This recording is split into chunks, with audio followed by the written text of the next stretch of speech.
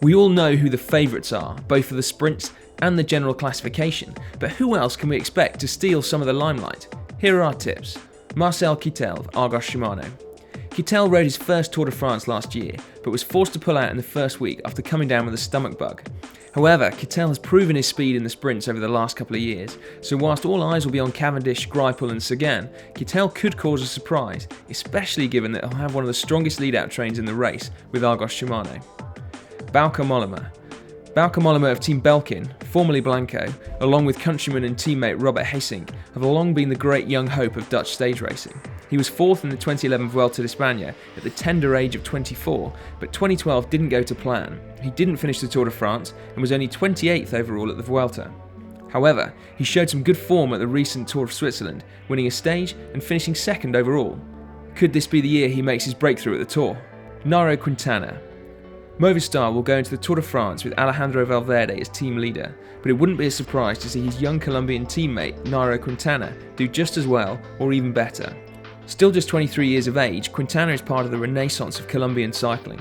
He's one of the few riders to have upset Team Sky's plans this year in stage races when he won the Tour of the Basque Country ahead of Richie Porte and Sergio Henao. Sky have since said they won't be giving Quintana an inch during the Tour. Quintana hasn't raced since Liège-Bastogne-Liège, instead opting to train at home in Colombia. Nacer Bouhanni.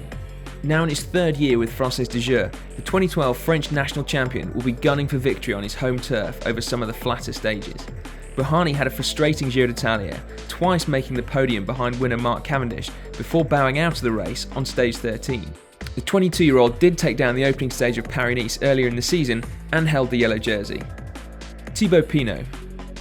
Thibaut Pinot burst onto the scene at last year's Tour de France, taking a fine stage win, much to the delight of his sport director Marc Madiot, and going on to take 10th on GC and 2nd in the Young Riders classification. Pinot hadn't even been supposed to start last year's Tour, only replacing an injured Arnaud Janson at the last minute. This year Pinot's season is focused on the Tour, and with some promising performances at the recent Tour of Switzerland, things look to be back on track for the 23-year-old. Tom Dumoulin.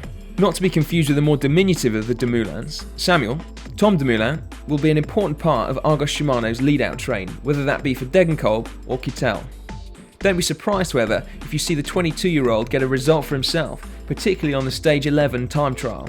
Dumoulin finished a creditable second at the Tour of Belgium time trial in May, only beaten by the locomotive that is world champion Tony Martin, and he's continued his preparation for the Tour de France by racing the Tour of Switzerland. Rohan Dennis.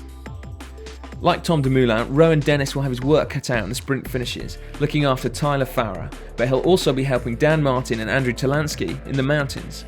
Again like Dumoulin, Dennis will also be looking forward to the individual time trial on stage 11. The Australian only turned professional at the start of this year, but hit the ground running with a silver medal at the National Time Trial Championships. At the more recent Criterium de Dauphiné, Dennis again finished second on stage 4's time trial, behind, you've guessed it, Tony Martin. It was enough to give Dennis the leader's jersey, and over the rest of the race, he showed enough to suggest that he's a future stage race contender. Pierre Rolland. Pierre Rolland has become a man to watch thanks to his recent performances at the Tour de France. A stage win in each of the past 2 years helped him shoot up the general classification. He finished 10th in 2011, ahead of his leader at the time, Thomas Voeckler. Rolland came back a year later and did even better, 8th in the general classification, while adding a stage win at the summit of La Toussuire to boot.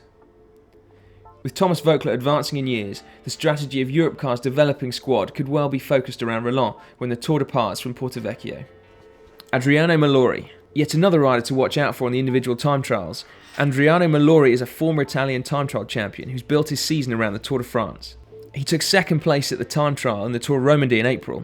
He didn't compete at the Giro in May, instead going to the Bayern Rundfahrt, where he won both the time trial and the overall classification. With another second place at Tirreno Adriatico and another win in the equivalent stage of the Coppi Bartoli stage race in April, Malori seems to have stepped up this year in both strength and consistency and should be one to watch out for in July. MORENO MOSER.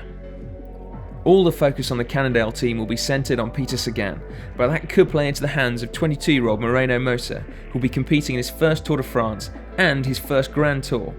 Moreno is the nephew of the great Francesco Moser, and his talent is evident. The only thing that might hold him back at this year's events are that his strengths, a good sprint and a better than average climbing ability, are very similar to those of Sagan. ALEXEY LUTSENKO. Another Grand Tour debutant, At just 20 years old, ALEXEY LUTSENKO will be one of the youngest riders in the peloton at the 100th edition of the Tour de France. Last season's under-23 world champion has been handed a place in Astana's 9-man squad in place of the injured Andrei Grifko, who broke his wrist during a training ride in Lanzarote during the lead-up to the Tour. Having won the Maglia Rosa at the Giro d'Italia in May, Vincenzo Nibali will not compete in back-to-back Grand Tours, and this opens the door for youngsters like Lutsenko to be given a little free rein and compete for a stage victory.